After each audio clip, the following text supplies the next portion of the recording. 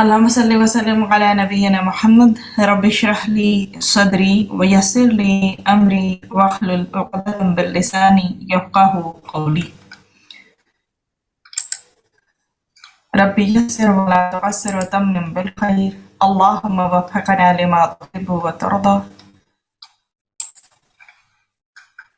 آمين या रब्बल आलमीन।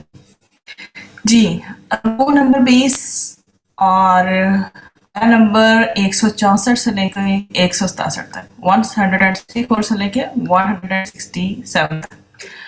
आया नंबर 164 में मैसेज ये है कि अल्लाह ताला की कुदरत और रहमत की निशानियों में तक हुक्म है। क्या करो, गौर और फिक्र करो उन पे जो अल्लाह ताला ने निशानियों से नवाजा है, हम कुदरत में अपनी रहमत के साथ उन पे तदब्बर करो, फिक्र करो और हमें हुक्म दिया गया है। बहुत खूबसूरत आया है, 164 नंबर आया, इसे आज एक्सप्लोर करेंगे हम इंशाल्लाह। आया नंबर 165 के एक से ज्यादा थीम है, इसलिए उसको इस तरह से कैटेगराइज किया गया है।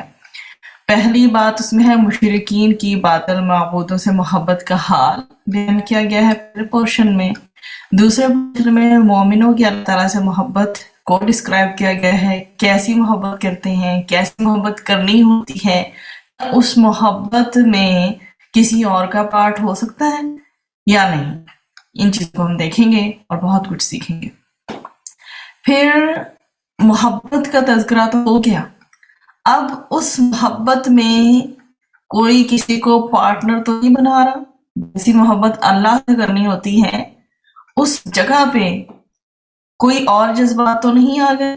ये खालिक का एक रुतबा है, ठीक है। इंसानों की मोहब्बत इंसानों से होती है, जिंदगी में बहुत सारी चीजों से होती है, लेकिन एक हम सबको पता है हमारा खालिक है, मालिक है, अल्लाह है, रब है, एक क्रिएटर जिसने हमें बनाया हुआ है, उसकी हम तज़ीम भी करते हैं, उसे मोहब्बत भी करते हैं। क्या उस मोहब्बत में किसी और की मतलब किसी और की तरफ हमारी अटैचमेंट उस लेवल की तो नहीं हो रही जैसी अल्लाह ताला से होनी चाहिए?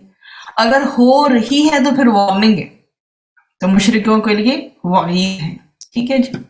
फिर आया नंबर 166 और 167, 166 और 167 में ये है तो क़यामत में मुशरिकों अपने पेशवाओं से बेदार, मतलब क़यामत में मुशरिकीन का अपने जो उनके लीडर्स थे जिनको फॉलो कर रहे थे उनका बेदार होना, इसको देखेंगे इंशाल्लाह। आगे बढ़ते हैं।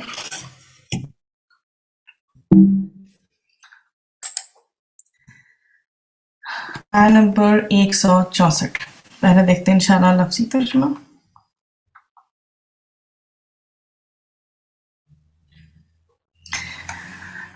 इन्ना बेशक, अऊज़ु बिल्लाहि मिनश शैतानिर रजीम, इन्ना बेशक फी खल्क़ी पैदा करने में, अस्समावाती आसमानों के, वल अर्दी और ज़मीन के, वख्तिलाफ़ी और इख्तिलाफ में, अल-लैली रात के, वन नहारी और दिन के, वल फुल्की और कश्तियों में, अल्लती वो जो, तजरी चलती हैं, फिल बहरी समंदर में, बीमा साथ उसके जो, यनफ़अु नफ़ा देता है, अन्नासा लोगों को, वमा और उसमें जो, अनज़ला नाजिल किया, अल्लाहु अल्लाह सुब्हानहु व तआला ने, मिनस समाई आसमान से, मिम्माइन पानी में से, फ़अहया फिर उसने जिंदा किया, बिही साथ उसके, अल अर्दा जमीन को, बादा मौतिहा बाद उसकी मौत के, वबस्ता और उसने फैला दी, फीहा उसमें, मिन से, कुल्ली हर तरह के, दाबा जानवर, मतलब मिन कुल्ली दाबा हर किस्म की जानदार मखलूक में से, व तशरीफी और फिरने में, अर्रियाह हवाओं के, वस्सहाबी और बादलों में, अल मुसख्खरी मुसख्खर किए गए हैं, बैन दरमियान, अस्समाई आसमान के, वल अर्दी और जमीन के, आयात यकीनन निशानियां हैं, कौमिन उन लोगों के लिए, याक़िलून जो अक्ल रखते हैं। ये है हमारी आयत नंबर 164। इसका हमने है वो तर्जुमा देख लिया। لفظی ترجمہ اب یہ دیکھیے کہ اس میں ہے، جب ہم نے اس کا آغاز کیا تو انا فی خلقی، ٹھیک ہے، خلق السماواتی، خلقی، خا لام اور قاف سے ہے، پیدا کرنا، بنانا. اگر یہ لفظ اللہ سبحانہ و تعالیٰ کی طرف منسوب ہو تو اس کے معنی کسی چیز کو بغیر نمونے کے عدم سے وجود میں لانے کو کہتے ہیں. گرب خلقی کا یہ خا لام قاف اس کا روٹ ہے، اس کا معنی پیدا کرنا، بنانا ہے. اور جب ہم یہ اللہ سبحانہ و تعالیٰ کی طرف اس لفظ کو منسوب کرتے ہیں تو اس کے معنی کسی چیز کو بغیر نمونے کے عدم سے وجود میں لانے کو کہتے ہیں. پھر ہم نے نیکسٹ اپنی دابہ، آج جو ایک ڈیفرنٹ ورڈ آیا ہے اور اس کا روٹ ہے دال با اور با، چلنے والا، جسے آپ کہہ سکتے ہیں کہ چوپایا، ٹھیک ہے، اور باقی پھر یہ سب مخلوق کے لیے بھی استعمال ہوتا ہے. اس کے بعد تصریف، صاد، را اور فا کا روٹ ہے، پھیرنا، بدلنا، ہٹانا، ان میننگز میں یہ آتا ہے. الریاح جو ہے وہ ریحن سے نکلا ہے، را واو ہا اس کا روٹ ہے، ٹھیک ہے جی. اور الریاح جو ہے وہ ہوائیں ہوتی ہیں اور واحد اس کا ریحن ہوتا ہے، ٹھیک ہے، یہ جمع ہے یہاں پہ، ٹھیک ہے، ریحن واحد ہے.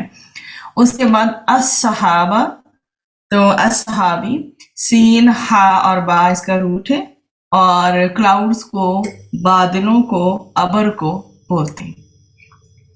اب ہم انشاءاللہ اس کی جو ہے وہ تفسیر کی طرف آتے ہیں.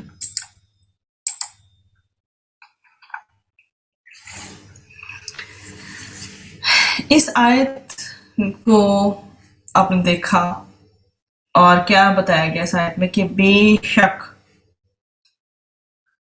اللہ سبحانہ و تعالیٰ نے جو جو چیزیں تخلیق کی ہیں آسمان اور زمین، اس کی بات ہے کہ بے شک آسمانوں اور زمین کے پیدا کرنے میں اور رات اور دن کے بدلنے میں اور جہازوں میں جو لوگوں کے نفع کی چیزیں لے کر سمندر چلتے ہیں، اور اس پانی میں اللہ تعالیٰ نے آسمان کو اتارا ہے، پھر اس سے مردہ زمین کو زندہ کر دیا اور اس میں ہر قسم کے چلنے والے جانور لا دیے، اور ہواؤں کے بدلنے میں جو بدل میں جو گرا ہے آسمان زمین کے درمیان، ان سب میں عقل مندوں کے لیے بہت سی نشانیاں ہیں.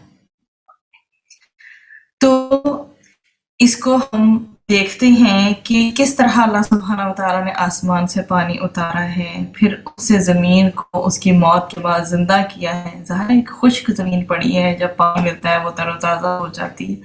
ہر قسم کے اللہ سبحانہ و تعالیٰ نے جانور پھیلا دیے ہیں، ہواؤں کی گردش آپ کے سامنے ہے، بادلوں میں جو آسمان اور زمین کے درمیان مسخر ہیں. ان سب چیزوں کے میں یقیناً ان لوگوں کے لیے بہت نشانیاں ہیں جو کہ عقل سے کام لیتے ہیں.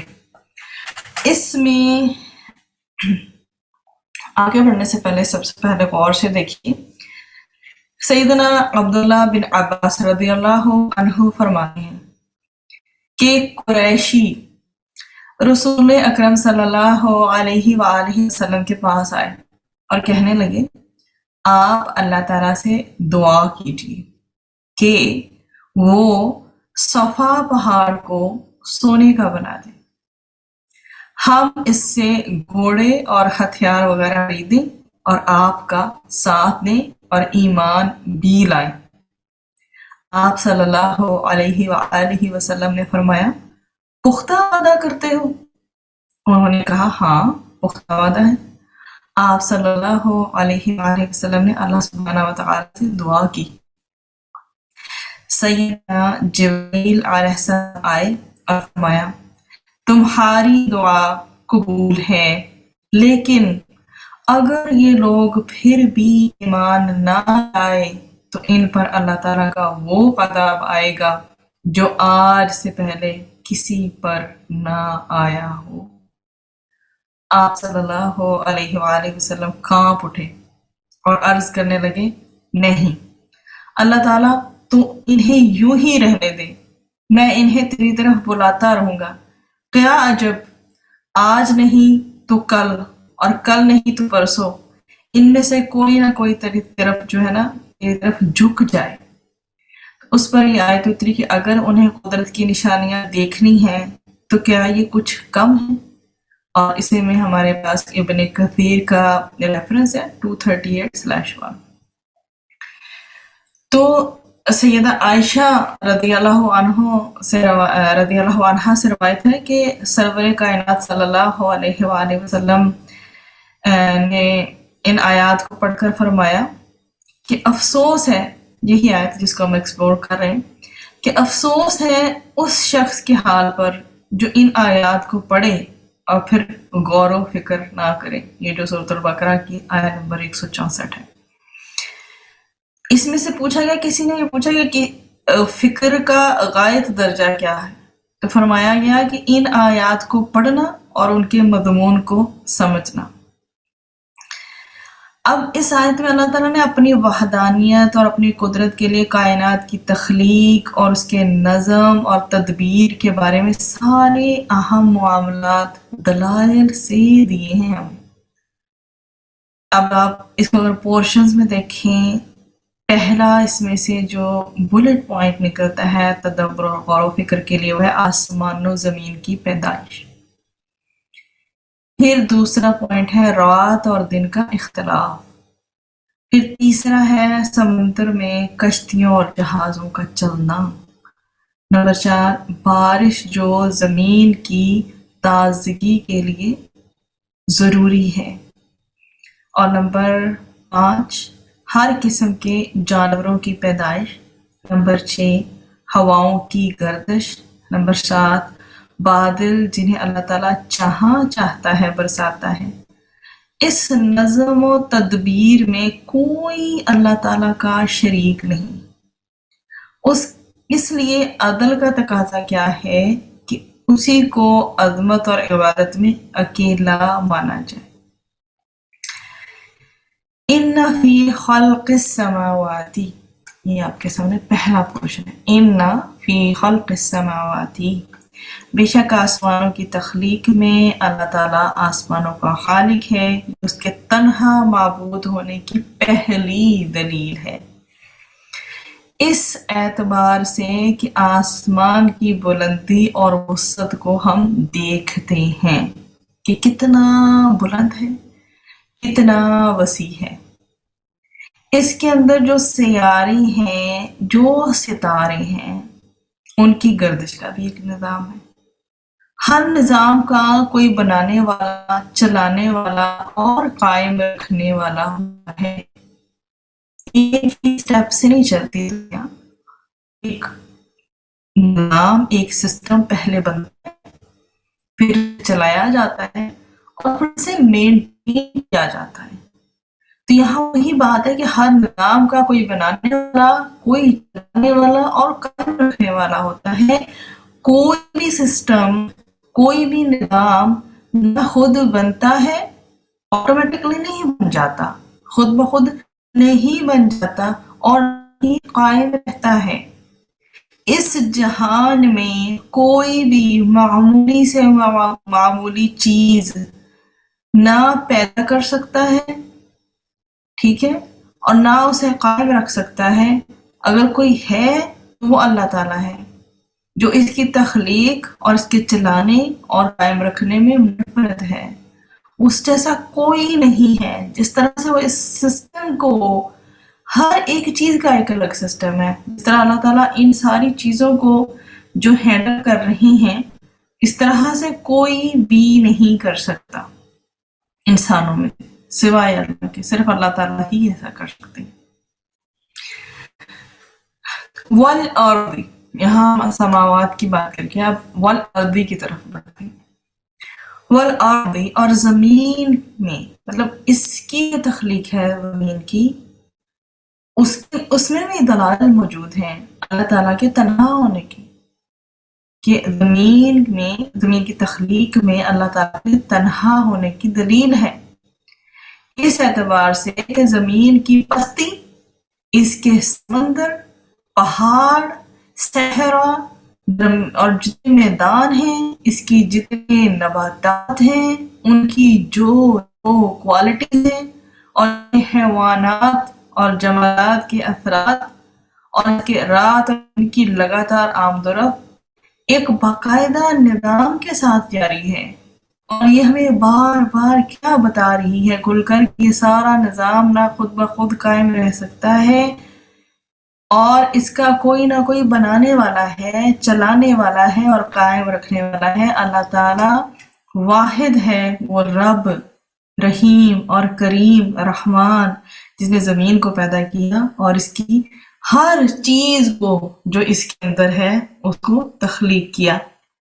اب آپ یہ دیکھیں نا کہ یہ جو آپ کے سامنے دلائل ہیں، انشاءاللہ ہم ایکسپلور کریں گے ان دلائل کو۔ ابھی پہلا ہم نے صرف دیکھا ہے آسمان و زمین کو، تو یہ افلاک تو کئی ہیں اور ان میں ستارے بھی کئی ہیں۔ کوئی ستارہ بڑا ہے اور کوئی چھوٹا ہے، کسی کا رنگ سرخی مائل ہے اور کسی کا سفیدی مائل ہے، کسی کی حرکت کسی طرف ہے اور کسی کی کسی طرف ہے، سب اس قادر مطلق کے قبضہ قدرت میں ہیں، اور وہ اپنے ارادہ اور اختیار سے جو چاہتا ہے کرتا ہے، اور وہی اللہ تعالیٰ ہے۔ ٹھیک ہے جی، ابھی ہم نے صرف آسمان و زمین کی پیدائش کو دیکھا ہے، آگے بڑھتے ہیں ہم واختلاف اللیل والنہار، اور رات اور دن کے بدلنے میں، اور رات اور دن کی تبدیلی جو ہے وہ کائناتی عمل ہے، آپ کے سامنے یونیورس میں یہ چل رہا ہے، جو اللہ تعالیٰ کے تنہا معبود ہونے کی دوسری دلیل ہے، اس اعتبار سے کہ اس کے رات اور دن کی لگاتار آمد و رفت ایک باقاعدہ نظام کے ساتھ جاری ہے، ایک سسٹم ہے جو کنٹینیو ہے۔ کبھی دن بڑا ہو جاتا ہے، کبھی رات، کبھی دن گھٹ جاتا ہے، کبھی رات، اور کبھی رات اور دن دونوں برابر ہوتے ہیں۔ وہ اللہ تعالیٰ ہے جو رات کو دن میں اور دن کو رات میں داخل کرتا ہے، جیسے کہ اللہ سبحانہ وتعالیٰ نے فرمایا ہمارے لیے سورۃ الفرقان میں آیہ نمبر 62 میں، اس کا مفہوم ہے، اور وہی ہے جس نے رات اور دن کو ایک دوسرے کے پیچھے آنے والا بنایا، ہر اس شخص کے لیے جو چاہے کہ نصیحت حاصل کرے یا شکر گزار بننا چاہے۔ مطلب کہ اللہ تعالیٰ نے کیا کچھ دیا ہے اور یہ سب کچھ کیسے چل رہا ہے۔ پھر اسی طرح سے مزید سورہ بنی اسرائیل میں ملتا ہے اس کی دلیل، آیہ نمبر 12، ہم نے رات اور دن کو دو نشانیاں بنایا، پھر ہم نے رات کی نشانی کو بے نور کر دیا اور دن کی نشانی کو روشن بنایا، تاکہ تم اپنے رب کا فضل تلاش کر اور تاکہ تم برسوں کی تعداد اور حساب معلوم کر سکو، اور ہر چیز کو ہم نے خوب کھول کر بیان کیا ہے، خوب کھول کر بیان کرنا، بنی اسرائیل آیت 12۔ اسی طرح سے ہمیں پھر سورہ فاطر میں بھی آیہ نمبر 13 میں ریفرنس ملتا ہے کہ وہ رات کو دن میں داخل کرتا ہے اور دن کو رات میں داخل کرتا ہے، یولج اللیل فی النہار ویولج النہار فی اللیل وسخر الشمس والقمر، اور سورج اور چاند کو اس نے مسخر کر رکھا اور ہر ایک مقررہ وقت تک کے لیے چل رہا ہے۔ یہ ہے اللہ تعالیٰ تمہارا رب، بادشاہی اسی کی ہے، اور اس کے سوا جن بھی لوگوں کو تم پکارتے ہو وہ کھجور کی گٹلی کے چھلکے کی ملکیت بھی نہیں رکھتے۔ یہ سورہ فاطر نمبر 13 کا مفہوم ہے، اور یہ سارا نظام یہی ہے کہ خود سے قائم نہیں ہے، اس کا کوئی بنانے والا ہے، چلانے والا ہے اور قائم رکھنے والا ہے۔ اللہ تعالیٰ نے اس نظام کو پیدا کیا اور اس کی ہر چیز کو تخلیق کیا۔ یہ تھا ہمارا دوسرا پوائنٹ کہ رات آتی ہے اور دن آتا ہے، کبھی دن جو ہیں وہ چھوٹے ہو جاتے ہیں، کبھی بڑے ہو جاتے ہیں، کبھی برابر ہو جاتے ہیں۔ ایک ہی وقت میں کہیں دن ہے کہیں رات ہے، قطب شمال اور جنوبی پر دن اور رات 6 महीने की हैं। ये तमाम अजायब आज खुद दुनिया नहीं बल्कि ये सब उसी के दस्ते कुदरत में है, जिसके ताबे आसमान भी है, आफताब भी है, बस वही अल्लाह सुब्हानहू व तआला है। फिर आगे बढ़ते हैं पॉइंट नंबर 3 की तरफ। वल फुल्क लती तजरी फिल बहरी बीमा यनफउन नासा। क्या जी इसमें कि और उन कश्तियों में, ठीक है, और उन कश्तियों में अल्लाह थी वो जो तजरी चलती हैं फिर भारी समंदर में, बिमा साथ उसके जो यनफाउ नफा देता है अन्नासा लोगों को। तो उन कश्तियों में जो वो चलती हैं, वो चलती हैं मतलब चीजें लेकर चलती हैं समंदर में, जो लोगों को नफा देती हैं, अल्लाह ताला के तन्हा माबूद होने की तीसरी दलील है। और इन कश्तियों में जो लोगों को नफा देने वाली चीजों को लिए हुए समुद्र में चलती हैं, कश्तियों का समुद्र में चलना, पानियों का रास्ता देना अल्लाह ताला के तन्हा माबूद होने की तीसरी दलील। और इस एतबार से समंदर, जो हयात समंदर में होती है ना, जो आपको पता है समंदर में क्या कुछ होता है, उसको मैं अभी एलाबरेट कर देती हूँ। इस एतबार से समुद्री जो हयात है उसका लामतनाही सिलसिला है। तो समंदरों की सतह पर जहाज चलते हैं जिसके जरिए सामान जो भी जरूरत का होता है वो एक जगह से दूसरी जगह मुंतकिल किया जाता है। तो समंदरों का हैरत अंगेज निजाम चलाने वाला एक वाहदहु ला शरीक अल्लाह ताला है। अब ये देखें कि कश्ती और जहाज़ों की हम बात कर रहे हैं कि किस तरह से ज़मीन के बेशतर हिस्से में तकरीबन 3/4 पर पानी है, जिसको अरबी में हम बाहर कहते हैं ना, बाहरा उसका रूट है, और उर्दू में हम इसको समंदर कहते हैं। और जो पानी जो ये बारिश है, जो पानी की बारिश है, जमीन के चश्मों या बर्फ के पिघलने से बहते हैं, इनको अरबी में नहर कहते हैं, ठीक है, नहर। तो जमीन का जो 1/4 हिस्सा पानी से बाहर है, उस पर दुनिया के जो कंट्रीज हैं वो आबाद हैं, वो रह रहे हैं। तो दुनिया के दूर दराज ममालिक में जो लोग सैरो सियाहत के लिए आते जाते हैं और फिर ट्रेड के लिए, एक तो है ना टूरिज्म के लिए लोग आते जाते हैं, और दूसरा उनका पर्पज होता है ट्रेड करना, ठीक है। एक तो होते हैं जो सयाह होते हैं, सैरो सियाहत के लिए आते हैं, और दूसरे वो जो कि ट्रेडिंग के लिए तजारत की गर्ज से आते हैं।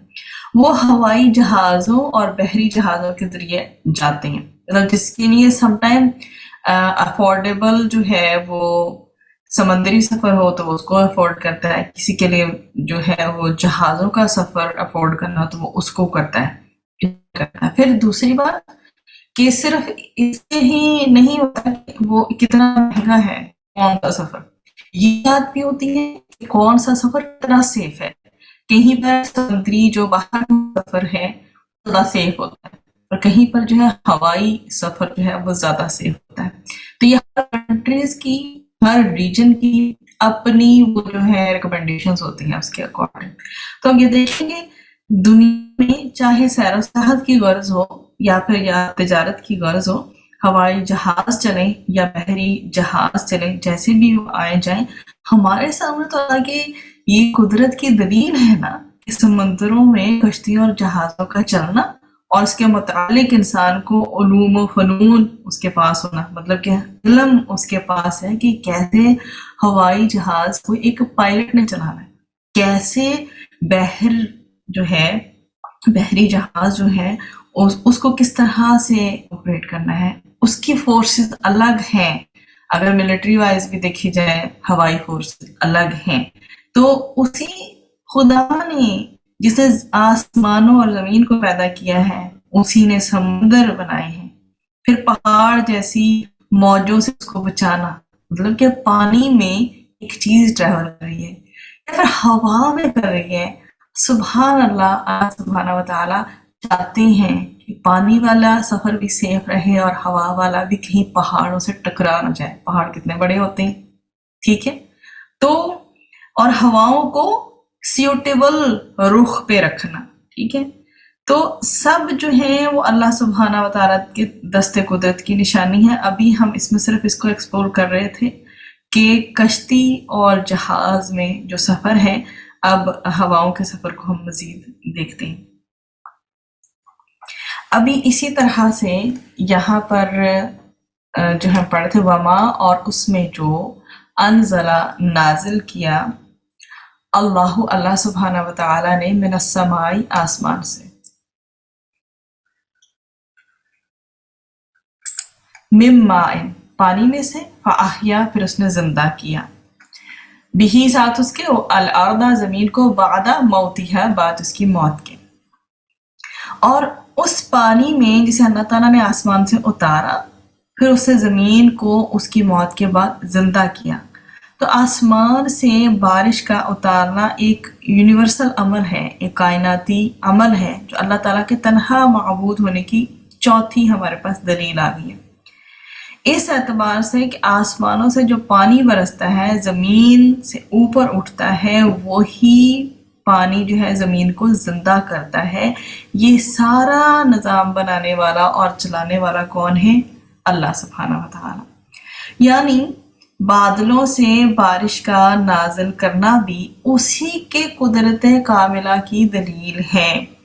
हजारों लाखों मन पानी के बादल हवा की गाड़ी पर लदे हुए हैं। सोचें जरा, अगर आप इसे इजी वर्डिंग्स में सोचें, और उनको फरिश्ते इधर उधर लिए फिरते हैं। जहां जिस कदर जरूरत होती है वहां अल्लाह ताला के हुक्म से उसी कदर नहायत सहूलत से बरसा देते हैं।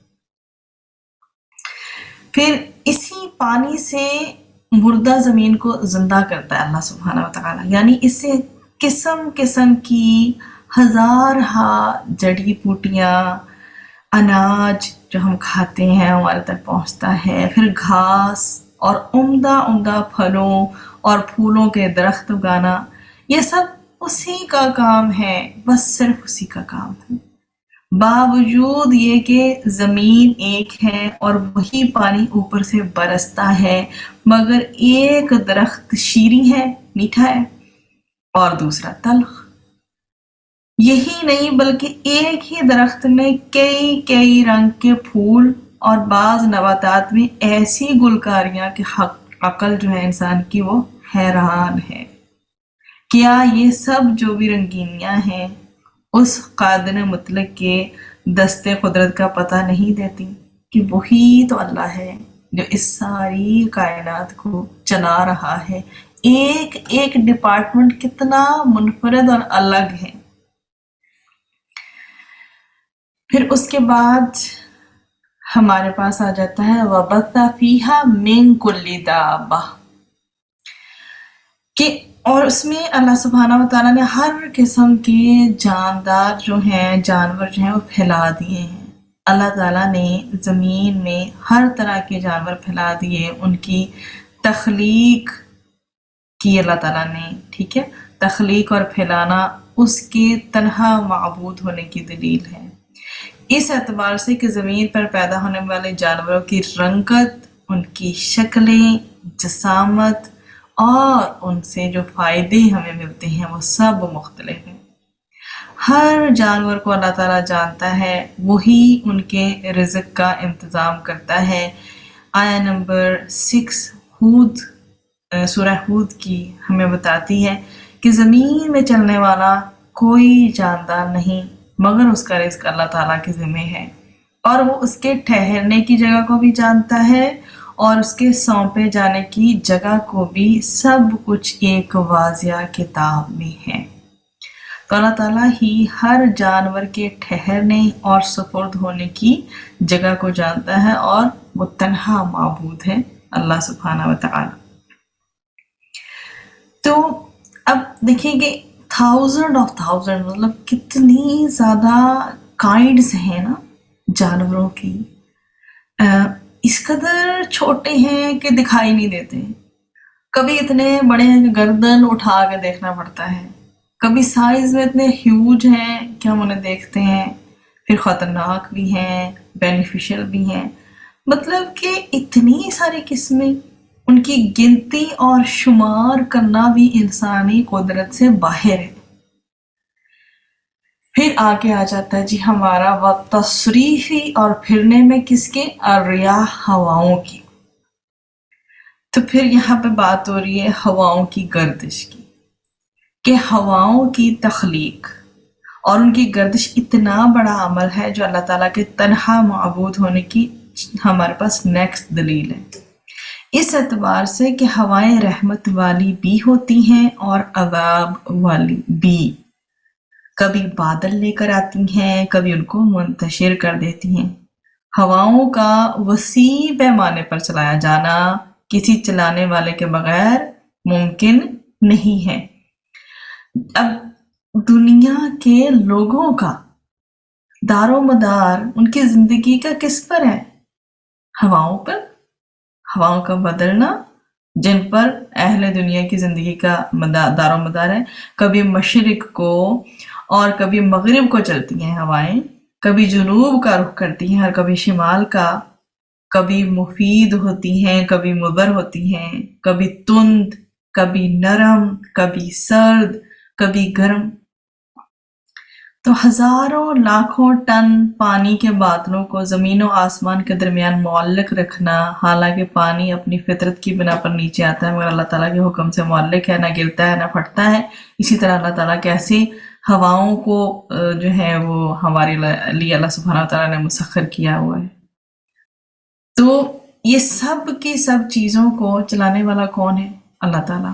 پھر ہمارے سامنے آ جاتا ہے والسحابی، اور بادلوں میں، جن کا ابھی میں ذکر کرتی المسخری، جو مسخر کیے گئے ہیں، بین السماء، درمیان آسمان کے، والارضی، اور زمین کے۔ اس کو دیکھیں جس کا میں نے ابھی ذکر کیا کہ ہزاروں لاکھوں ٹن پانی کے بادلوں کو زمین و آسمان کے درمیان معلق رکھنا، حالانکہ پانی اپنی فطرت کی بنا پر نیچے کی طرف آتا ہے مگر اللہ تعالیٰ کے حکم سے معلق ہے، نہ گرتا ہے نہ پھٹتا ہے۔ اور بادلوں میں جو آسمان و زمین کے درمیان مسخر ہیں، بادلوں کا مسخر ہونا اللہ تعالیٰ کے تنہا معبود ہونے کی دلیل ہے۔ اس اعتبار سے بادلوں کا اتنا وسیع و عریض سلسلہ جو آسمان کے مختلف حصوں میں پھیلا رہتا ہے، کہیں وہ اکٹھے ہو جاتے ہیں، کہیں منتشر ہو جاتے ہیں، کسی چلانے والے کے بغیر یہ بادل نہ چلتے ہیں نہ برستے ہیں۔ اللہ تعالیٰ انہیں جہاں جس وقت بھیجتا ہے چلے جاتے ہیں، جہاں سے چاہتا ہے بادلوں کو واپس بلا لیتا ہے۔ ہم اپنی اگلی دلیل کے اندر بادلوں کے حوالے سے بات کر رہے تھے جو آسمان اور زمین کے درمیان مسخر ہے، اور پھر اس کے سلسلے کی بات کر رہے تھے کہ وہ کتنا وسیع و عریض اس کا سلسلہ ہے، کس طرح سے مختلف حصوں میں پھیلا رہتا ہے۔ پھر اسی طرح سے کہیں جو ہے اکٹھے ہو جاتے ہیں بادل اور کہیں منتشر ہو جاتے ہیں، کسی چلانے والے کے بغیر یہ بادل نہ چلتے ہیں نہ برستے ہیں۔ تو اللہ تعالیٰ انہیں جہاں جس وقت بھیجتا ہے چلے جاتے ہیں، جہاں سے چاہتا ہے بادلوں کو واپس بلا لیتا ہے۔ تو اب جب اللہ سبحانہ و تعالیٰ نے یہ سب کچھ عطا فرمایا ہے زمین و آسمان اور پوری کائنات پر، کیا ہمیں پھر غور و فکر کرنا چاہیے یا نہیں؟ اب اس میں بھی دیکھیں آپ کے پاس جو ہے وہ پوائنٹس نکلتے ہیں، اور میں اسے بہت آہستگی کے ساتھ انشاءاللہ بولتی ہوں تاکہ ہم واقعی میں اپنے آپ کو بھی پہچانیں کہ بینگ انسان ہم کیا ہیں، اور رب کی پہچان کے لیے ان پوائنٹس کو مائنڈ میں رکھنا ضروری ہے۔ نمبر 1، زمین اور آسمان اور پوری کائنات پر کیا کرنا چاہیے؟ ہمیں غور و فکر کرنا چاہیے۔ نمبر 2، کائنات کی نشانیاں کائنات کے خالق کا پتہ دیتی ہیں۔ پھر نمبر 3، کیونکہ عظیم الشان کائنات کا ہونا یہ ثابت کرتا ہے کہ اس کا کوئی بنانے والا ہے۔ پھر نمبر 3، مختلف طرح کے اختلافات اور جو بھی تضاد ہیں اس کے باوجود کائنات کی تمام چیزوں میں اس قدر ہم آہنگی ہے وہ یہ ثابت کرتی ہے کہ اس کا خالق اور مالک صرف ایک ہے. جس قدر ہارمنی کے ساتھ یہ ساری کی ساری چیزیں چل رہی ہیں، جتنے بھی ہم نے قدرت کے دلائل ابھی ایکسپلور کیے ہیں، اگر اس میں ایک معبود کے علاوہ کوئی اور ہوتا، سپوز 2 معبود ہوتے، تو وہ تو لڑ ہی پڑتے. یہ اتنے آرگنائزڈ وے میں یہ نہ چلتا پورا کائنات کا سسٹم. تو یہ اس قدر ہارمنی کے ساتھ اس کا چلنا، ہر درجہ اس میں ہم آہنگی کا ہونا، ترتیب سے تدبیر کے ساتھ کائنات کی تمام چیزوں کا چلنا، یہ ثابت کرتا ہے کہ اس کا خالق اور مالک صرف ایک اللہ ہے. پھر نیکسٹ پوائنٹ کہ کائنات کی ہر چیز میں نفع بخشنے کی صلاحیت کا ہونا اس بات کو ثابت کرتا ہے کہ اس کی منصوبہ بندی، مطلب اس کی پلاننگ پورے شعور اور ارادے کے ساتھ کی گئی ہے. کہ جو بھی چیز ہے اس کے پیچھے ایک شعور اور ارادہ چھپا ہوا ہے، انکانشیسلی نہیں بنا دی گئی. پھر سے نیکسٹ پوائنٹ یہ ہے کہ بے جان چیزوں میں زندگی کا آنا یہ ثابت کرتا ہے کہ موت عارضی ہے، ٹیمپریری ہے، اور دوسری زندگی آنی ہے. کوئی ہے جو پہلی زندگی کے بعد دوسری زندگی کا سسٹم بنا چکا ہے. تبھی تو ہمارا یقین مستحکم ہوگا کہ یہ جو دنیا ہے یہ ٹیمپریری ہے، آخرت ہمیشہ کے لیے ہے، اور ہمیں اس دنیا میں جو بھی اعمال کرنے ہیں وہاں پر ان کی پوچھ گچھ ہونی ہے. ربنا آتینا فی الدنیا حسنہ وفی الآخرۃ حسنہ. تو اس سے جو نیکسٹ والی اس میں ہمیں پوائنٹ ملتا ہے وہ یہ کہ ایک ہی پانی ہے، ایک ہی مٹی، ایک ہی پانی، ایک ہی مٹی سے قسم قسم کے جانداروں کا پیدا ہونا بے حساب قدرت والے کا پتہ دیتا ہے کہ وہی ایک اللہ ہے جس نے ایک ہی پانی، ایک ہی مٹی سے کس طرح کے مختلف کائنڈز کے جو ہیں جانداروں کو پیدا کیا ہے. پھر اس سے نیکسٹ یہ ہے کہ ہوا کا انسان کو گھیرے رکھنا یہ ثابت کرتا ہے کہ انسان اپنے رب کے قبضے میں ہے. اس سے نیکسٹ یہ کہ کائنات کی ہر چیز کا انسان کی ضرورت کے مطابق ہونا یہ ثابت کرتا ہے کہ اس کا خالق بے حد مہربان ہے، بہت کائنڈ ہے. وہ اس کی ضروریات کا اہتمام اس وقت سے کر رہا ہوتا ہے جبکہ اس کا وجود بھی نہیں ہوتا. ہمارے لیے اللہ سبحانہ وتعالیٰ نے کیا کچھ بنایا ہے، ہم ابھی دنیا میں تھے بھی نہیں جب سے اللہ سبحانہ وتعالیٰ نے پلاننگ شروع کی ہوئی ہے. ان تمام اشیاء میں ان لوگوں کے لیے جو کہ غور و فکر اور سوچ بچار کرتے ہیں دلائل بھی ہیں اور آثار بھی ہیں، جو صاف بول رہے ہیں کہ پرستش ہو یا شکریہ ہو، دونوں کا مستحق صرف اللہ تعالیٰ ہے جو وحدہ لا شریک ہے. اور پھر دیکھیں کہ اللہ تعالیٰ نے کائنات کو انسان کے لیے بنایا ہے. مثال کے طور پر انسان کے لیے بارش برستی ہے تو انسان کی ایک خوراک کے لیے سارے نظام مصروف ہو جاتے ہیں. سبحان اللہ. پھر ہمارے پاس لاسٹ پورشن رہ گیا ہے لآیات، یقین نشانیاں ہیں کن کے لیے؟ لقوم، ان لوگوں کے لیے یعقلون جو عقل رکھتے ہیں. تو عقل والے کائنات کی نشانیوں سے اللہ تعالیٰ کو پہچان لیتے ہیں. اسی طرح سے ہمیں جو ہے سورہ آل عمران کی آیت نمبر 190 اور 191 میں ملتا ہے کہ یقیناً آسمان اور زمین کی تخلیق میں، رات اور دن کے بدلنے میں عقل مندوں کے لیے بہت سی نشانیاں ہیں. وہ لوگ جو کھڑے اور بیٹھے اور اپنے پہلوؤں پر لیٹے بھی اللہ تعالیٰ کو یاد کرتے ہیں اور آسمانوں اور زمین کی پیدائش میں غور و فکر کرتے ہیں. اے ہمارے رب، تو نے یہ سب کچھ بے مقصد نہیں بنایا، آپ پاک ہے، سو ہمیں آگ کے عذاب سے بچا لیں. آل عمران، سورہ آل عمران کی آیت نمبر 190 اور 191. اب اللہ سبحانہ وتعالیٰ نے ساری کی ساری جو ہیں قدرت کاملہ کی نشانیاں ہیں جو وہ بتائی ہیں. تو آیا نمبر 165 کو دیکھیے پھر اب، وَمِنَ النَّاسِ اور بعض لوگ ہیں، من جو یتخذو بنا لیتے ہیں، من دونی سوائے اللہ کے، اندادن کوئی شریک، یحبونہم وہ محبت کرتے ہیں ان سے، کا حبی جیسی محبت کرنا اللہ سے، والذین اور وہ جو آمنوا ایمان لائے، اشد زیادہ شدید ہیں، حباً محبت کرنے میں، للہ اللہ سے، وَلَوْ اور کاش، یرا دیکھ لیں، الذین وہ جنہوں نے، ظلموا ظلم کیا، اذ جب، یرون وہ دیکھیں گے، العذاب عذاب کو، انا بے شک، القوت قوت، للہ اللہ ہی کے لیے ہے، جمیعاً ساری کی ساری، وَأَنَّ اور بے شک، اللہ شدید ہے، سخت ہے، العذابی عذاب دینے میں۔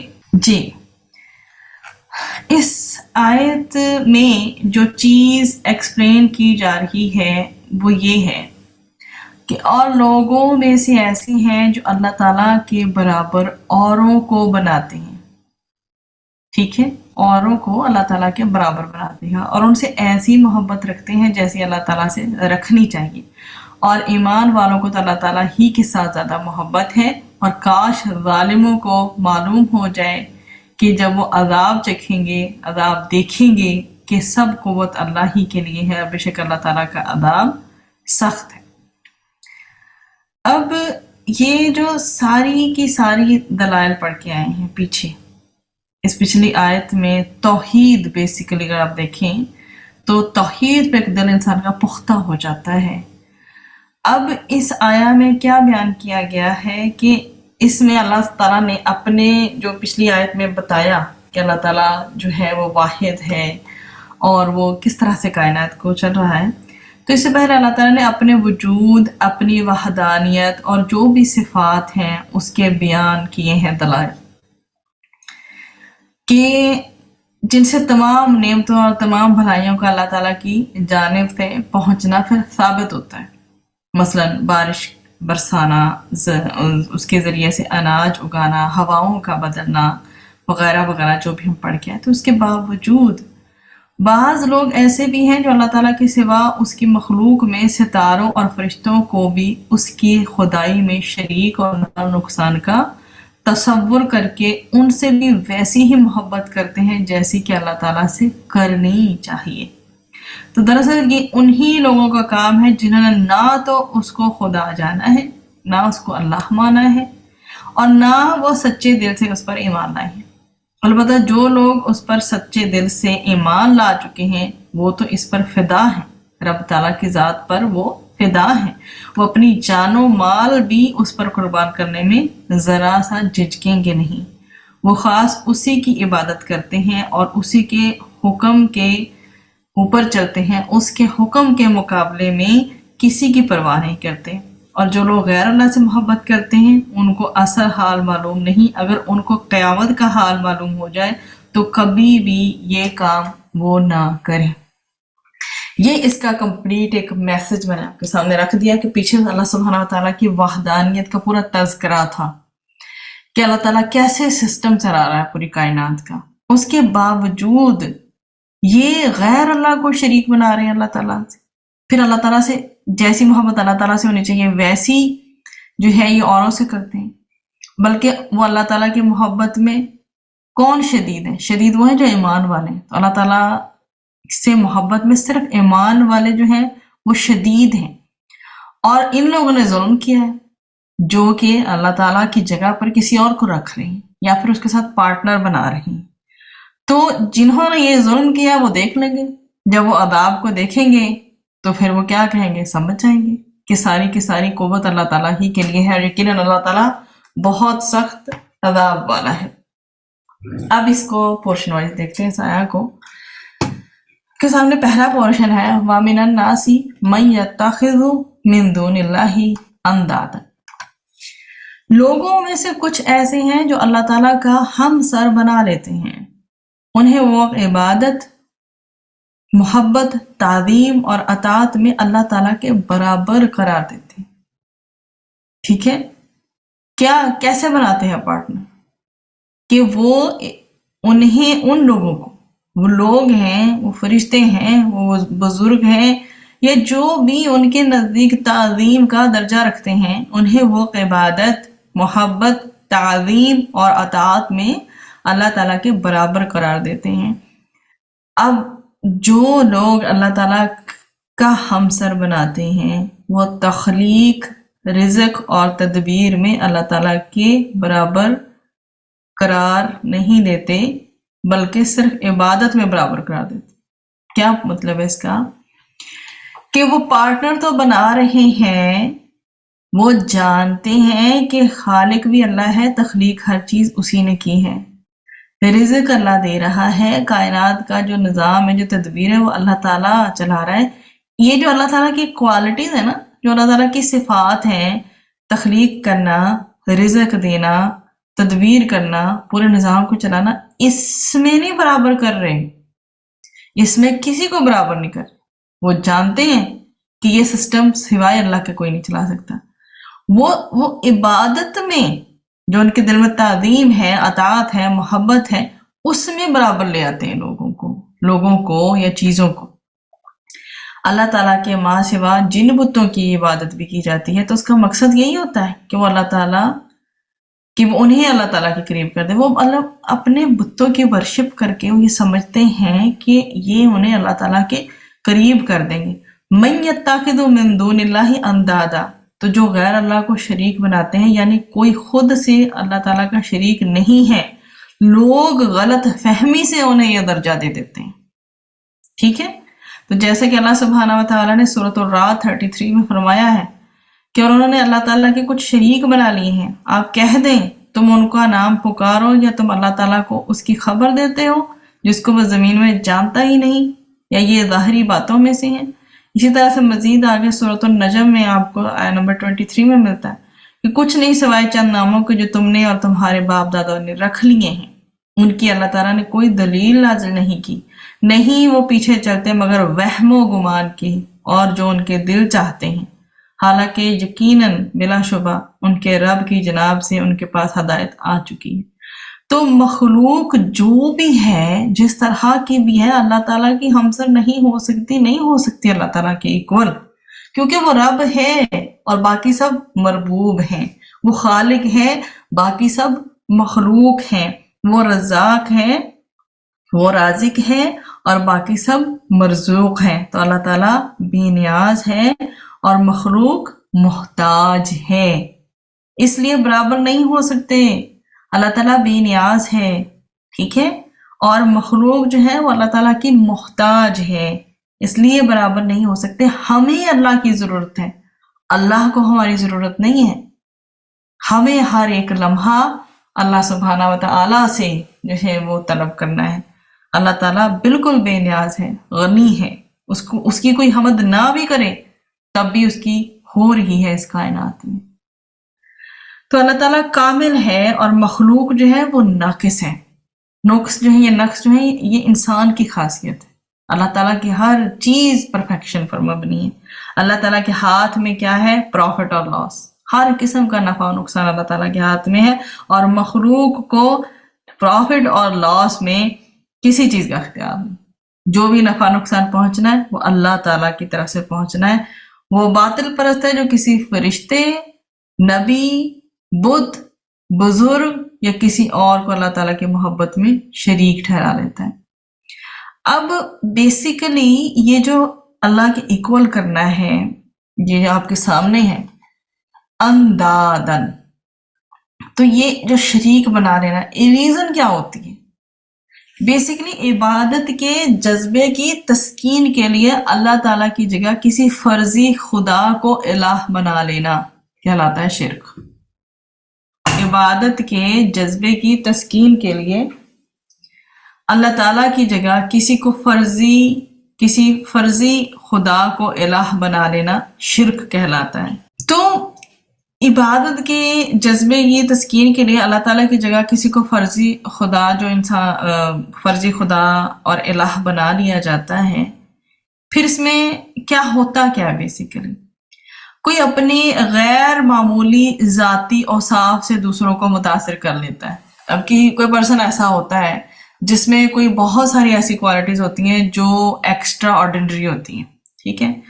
تو انسان اللہ تعالیٰ کے سوا دوسری ہستیوں سے اتنا مرعوب کیوں ہو جاتا ہے، ان کو اتنا بڑا کیوں بنا لیتا ہے، ان سے اتنا انفلوئنس کیوں ہو جاتا ہے؟ اس کی پہلی ریزن یہ ہوتی ہے، اس میں ٹوٹل ہمارے پاس 4 ریزنز بنتی ہیں. پہلی ریزن یہ ہے کہ کوئی اپنے غیر معمولی ذاتی اوصاف سے دوسروں کو متاثر کر لیتا ہے، نمبر 1. نمبر 2 یہ کہ کسی کے یہاں انسانوں کی بڑی تعداد دیکھ کر لوگوں کو غلط فہمی ہو جاتی ہے کہ وہ عام انسانوں سے بلند تر کوئی انسان. پہلا پوائنٹ یہ ہے کہ اس کی ایکسٹرا آرڈنری جو کوالٹیز ہیں اس کی وجہ سے مرعوب ہو گئے، انفلوئنس ہو گئے. دوسرا یہ کہ کسی کے ہاں انسانوں کا ایک رش لگا ہوا ہے، جمگٹا سا لگا ہوا ہے، گروپ کی فارم میں لوگ بیٹھتے ہیں، وہاں پہ بھی لوگوں کو ایک مس انڈرسٹینڈنگ ہو جاتی ہے کہ وہ عام انسانوں سے بڑھ کر کوئی انسان ہے. تو پھر وہ جو فیکٹر ہے نا، جو اللہ تعالیٰ کے لیے ایک ایلیمنٹ ہونا چاہیے محبت، اطاعت اور عبادت کا، اس میں پھر انسان پارٹیشن شروع کر لیتا ہے. کسی انسان کے بارے میں یہ سمجھ لیا جاتا ہے تو ہم جو ہے اپنی اس کوالٹیز کو دیکھ رہے تھے، پوائنٹس کو دیکھ رہے تھے کہ کس بنا پر انسان جو ہے وہ ایکول بنا لیتا ہے اللہ سبحانہ و تعالیٰ کے ساتھ کسی کو. پہلی چیز ہم نے دیکھی وہ یہ تھی کہ غیر معمولی کسی کے اندر کوئی صفات ہوتی ہیں، اوصاف ہوتے ہیں جس کی وجہ سے متاثر ہو جاتے ہیں لوگ. پہلی ریزن یہ. دوسری پھر ہم نے دیکھی کہ کسی کے یہاں انسانوں کی بڑی تعداد دیکھ کر لوگوں کو غلط فہمی ہو جاتی ہے کہ یہ کوئی بہت پہنچے ہوئے ہیں، لائک دیٹ، تو وہ عام انسانوں سے بلند ان کو کنسیڈر کرتے ہیں. پھر تیسری بات یہ ہے کہ کسی انسان کے بارے میں یہ سمجھ لیا جاتا ہے کہ وہ غیر معمولی قوتوں کا حامل ہے، مطلب اس کے پاس نا ایکسٹرا پاورز موجود ہیں، وہ ایک عام انسانوں سے بڑھ کے اس کے اندر کیپیسٹی ہے، وہ غیر معمولی جو ہے وہ قوت رکھتا ہے. پھر نمبر 4 پہ یہ ہے کہ کسی کے لیے پر اسرار کہانیاں گھڑ لی جاتی ہیں. اس طرح انسان اللہ تعالیٰ کے سوا دوسروں میں بڑائی دیکھنے لگتا ہے، اور حقیقت یہ ہے کہ اللہ تعالیٰ کے سوا کسی میں کوئی بڑائی نہیں ہے.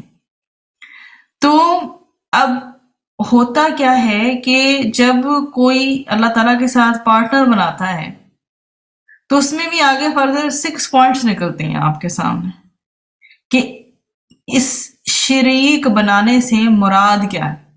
پہلے تو آپ یہ دیکھیں کہ پہلے جن 4 پوائنٹس کو ہم دیکھ کے آئے ہیں وہ یہ ہیں کہ دوسری بڑی ہستیوں سے انسان مرعوب جب ہوتا ہے تو اس کی ہم نے ریزنز چیک کیے ہیں 4. اب جب وہ بنا لیتا ہے شریک تو اس کے اپنے مائنڈ میں خیالات کیا ہوتے ہیں، کیا ایکسپیکٹیشن وہ رکھ رہے ہوتے ہیں.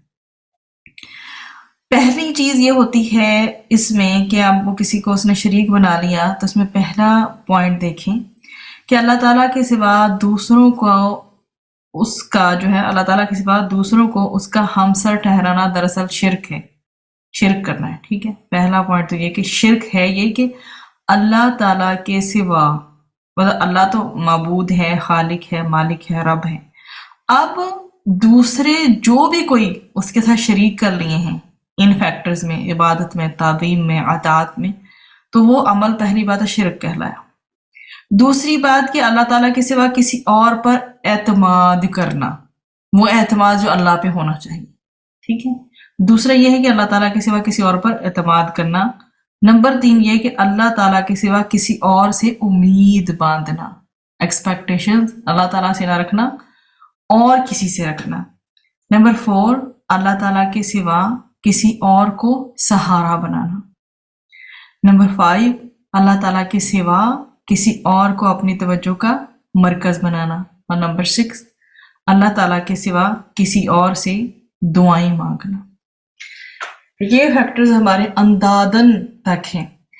یحبونہم کحب اللہ، وہ محبت کرتے ہیں ان سے جیسی محبت کرنا ہوتی ہے اللہ سے.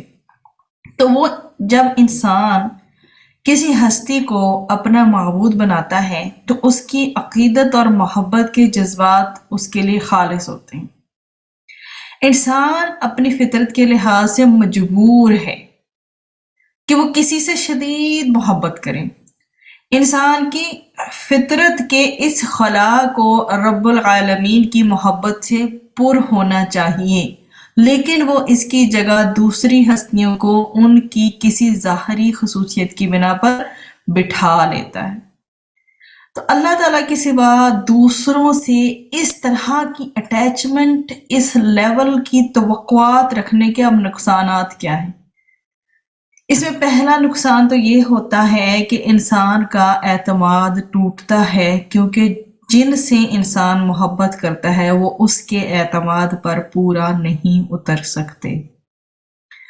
دوسری بات یہ ہے کہ انسان نا امید ہوتا ہے، کیونکہ اللہ تعالیٰ کے سوا کوئی انسان کی امیدوں کو پورا نہیں کر سکتا۔ تیسری بات یہ ہے کہ انسان کے اندر کی تشنگی اور کمی کبھی پوری نہیں ہو سکتی۔ نمبر 4، انسان جب کسی اور کو مرکز توجہ بناتا ہے تو اپنی زندگی میں وہ دن دیکھتا ہے کہ اسی کے ہاتھوں انسان ذلیل و رسوا ہو جاتا ہے۔ اور نمبر 5، انسان اگر دوسروں سے دعائیں مانگے تو پوری نہیں ہوتی، کیونکہ اللہ تعالیٰ کے ماں سوا کوئی پورا کر ہی نہیں سکتا۔ اور نمبر 6، انسان کی ذات کا خلا کسی کی محبت پر نہیں کر سکتی، اس طرح سے انسان ہمیشہ غیر مطمئن رہتا ہے۔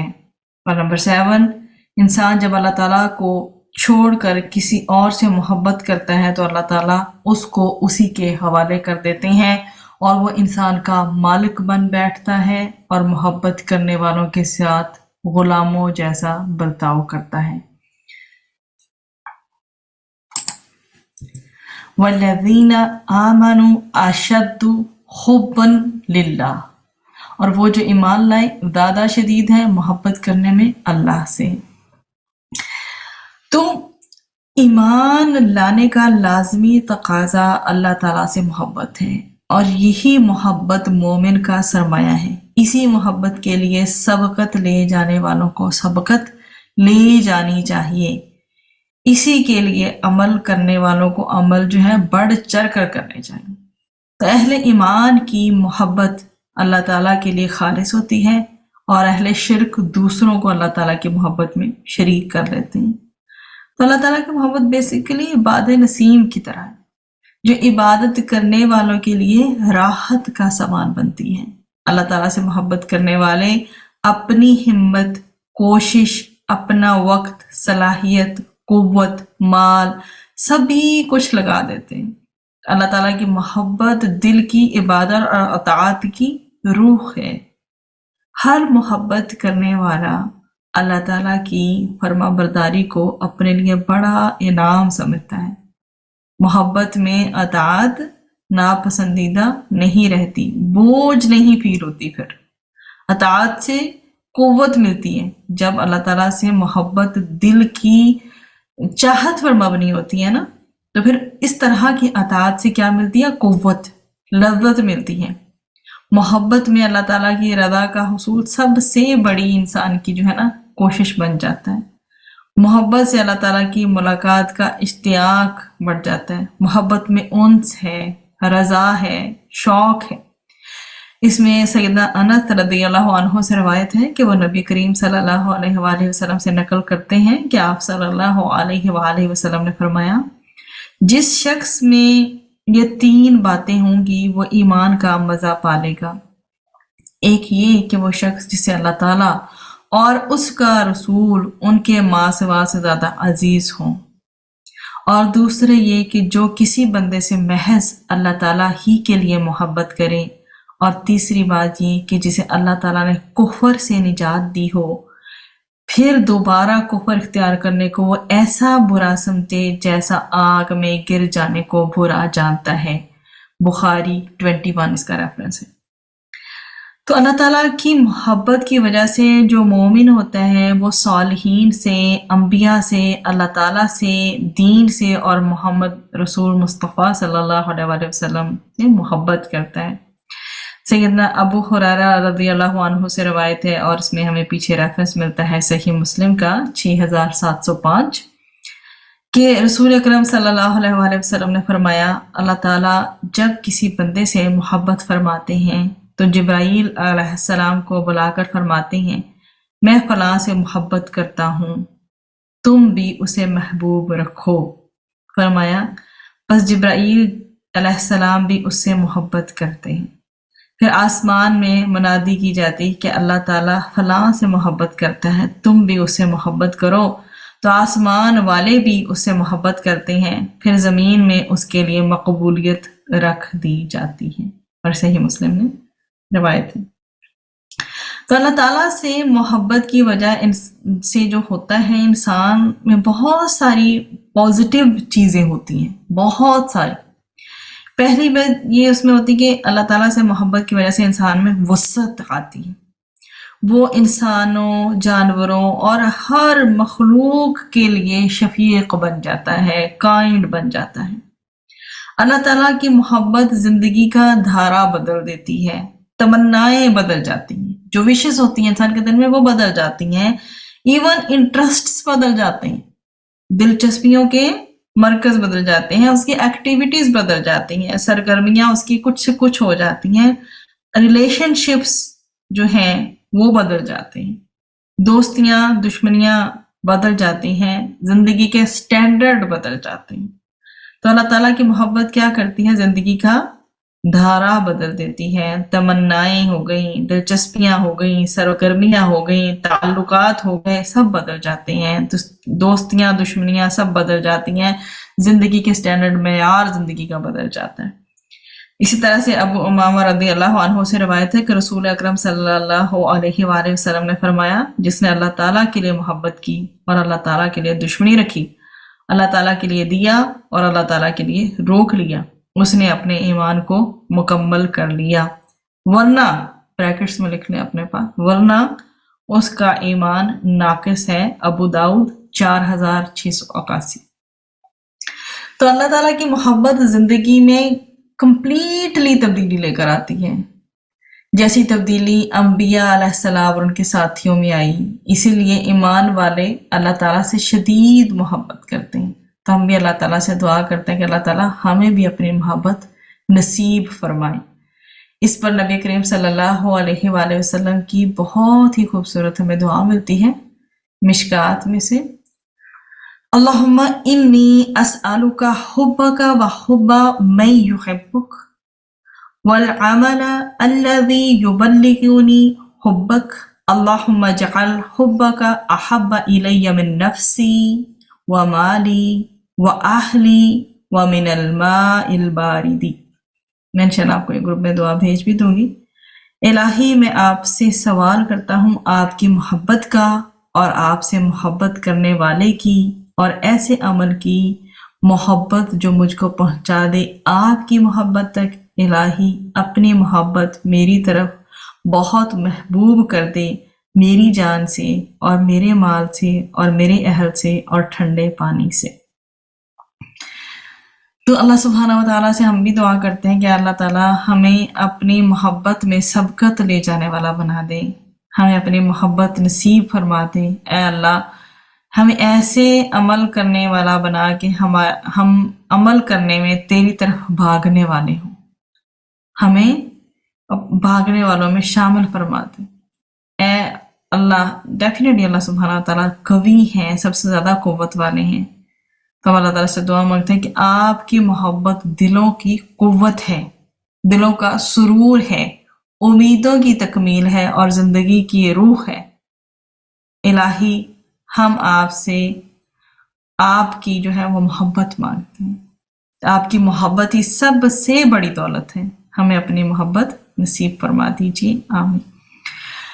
اللہ تعالیٰ سے محبت کا دین میں بیسیکلی جو لیول ہے وہ کیا ہے؟